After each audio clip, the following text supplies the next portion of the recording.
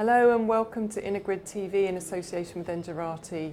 Jean-Michel Glachant joins me now, Director of the Florence School of Regulation, a think tank. Thank you for joining us.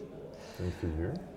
We are hearing at this event and in the wider industry a lot about the how is this decarbonisation of electricity going to happen, how are networks going to be integrated. And I know you recently wrote a paper about what you see as the missing pillars and roadblocks in this journey.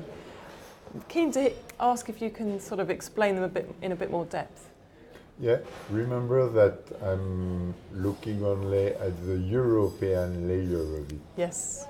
And we have this strange European construction. We have no federal power. So what we call the government at the European level is quite weak, and notably it has no strong regulatory power.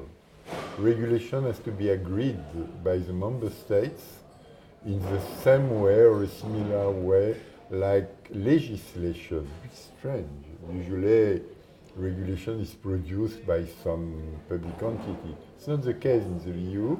It's not the case in the beginning.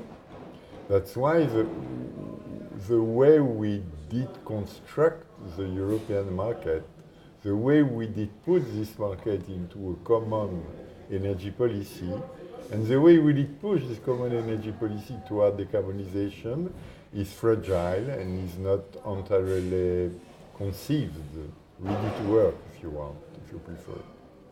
So is that what you see as one of the missing pillars, that strong regulation, that ability to enforce what's needed? I mean, is the clean energy package not sufficient? It is this because many national powers still have to voluntarily agree, voluntarily converge, work together to deliver. But as you know, it's very difficult to have 27, 28 national authorities converging when the core is not precisely defined. And particularly in the energy sector, when we do not know really how to calculate costs and benefits for each entity if they were to really cooperate. What will gain and spend each one for this common action? This isn't clear. Yeah, That's where we are. Okay.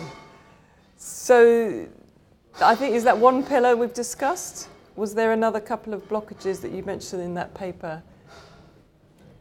For me, it's the core one. Okay.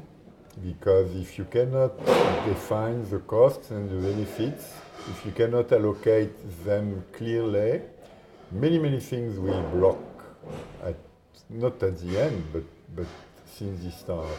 You know, the things that are also missing, but this one is the strongest one. So the active customer, the engaged prosumer, how far away are we from that scenario? This is also a good remark, because what we call prosumer is someone being able to invest into generation. Then this consumer can substitute to existing generators, but not all of them, because in power we have different technologies reacting differently to hazards and even to needs. And this is generation only, so the prosumer will invest in a particular generation technology, but may have needs for others, and then we have to combine all of this. And also, prosumer can invest into not using or bypassing the grid, what we call storage.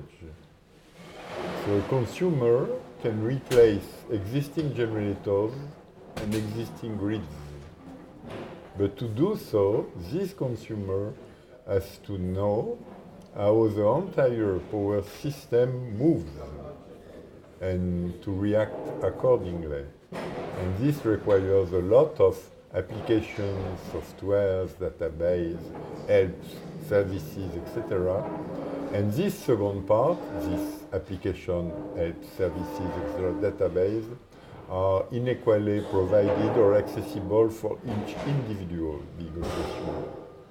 We were just talking off air about how no one's really worked out how to get through the complexity or the task at hand. As a think tank, what's your advice for regulators, for associations like ENTSO-E and EDSO? We are purely academic. We are a think tank in the meaning that we think, we open it, we give it for free for anyone. So my colleagues in my institute won't like us being called think tank. They will say they are a research center. But I'm okay with the word of think tank. What would be your advice for regulators, for the associations? What's your message here at the event? Regulators know more than me, but they do not have the incentives, the interests to share everything with the others, because they are still national authorities. So the best incentive they have is to cooperate a little bit, to not have to visible conflicts with other regulators or other entities. But even this is not always the case. Germany and Austria can strongly disagree regarding the definition of the market zones. And that's what we have seen recently, and it's only to take a case. Regarding associations, as you know, each association is a particular case. No association is looking at the European common good. Each association is looking at its own case. So to know what I can say to a particular association, you will have to give me a name, and then I will react more closely. Okay, well, so a pan-European energy network, do you see it as achievable? I do think that we need it, but each year I am less convinced that we will get it. I think that we have a deep, very deep, strong renationalization of decisions, of policy aims, policy tools, proposals, institutions, and then renationalization is very strong. And the Commission is trying a bit desperately to get this re-Europeanized, but I'm not sure it will win. And we have a good example. We are there with ENTSO-E. ENTSO-E is a European body. It's not an association. It's a European body for power grid expertise. And this body disagrees with the way European Commission wants to Europeanize faster and deeper the European grid. It speaks. So do you feel your view represents a substantial amount of people in, say, at this event or in the market? This event is really representative of, let's say, we may say dominant grids.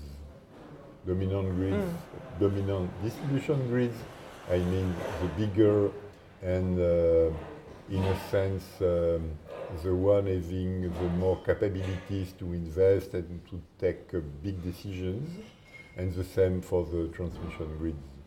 So they are really representative of their industry, but they are not presently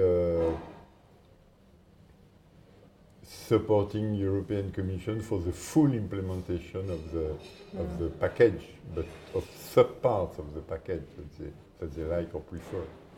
Okay, thank you, Jean-Michel. So essentially your message is players need to see the value in this before there's going to be big change. You have easy changes and difficult changes. When you have difficult changes, you may expect that only a few players will go because they will gain big things. But as we are looking at or discussing a regulated industry, regulated companies are pretty well protected in each country. They cannot be taken over. They do not fear anybody else that somebody within the country to change their environment, their rules. Being so protected, why should they move too much? Why not to move a bit more slowly or in a more secure way, or why not to create a cartel with all others to slow the speed? How is it going? Very good. Jean-Michel, we've run out of time, but thank you a lot for your comments. No, my comments are depressing, but it's a valid point of today. view, and I think it's good to hear a counterbalance. Absolutely. Thank you. That's all from InnoGrid TV in association with Engerati. Thank you for watching.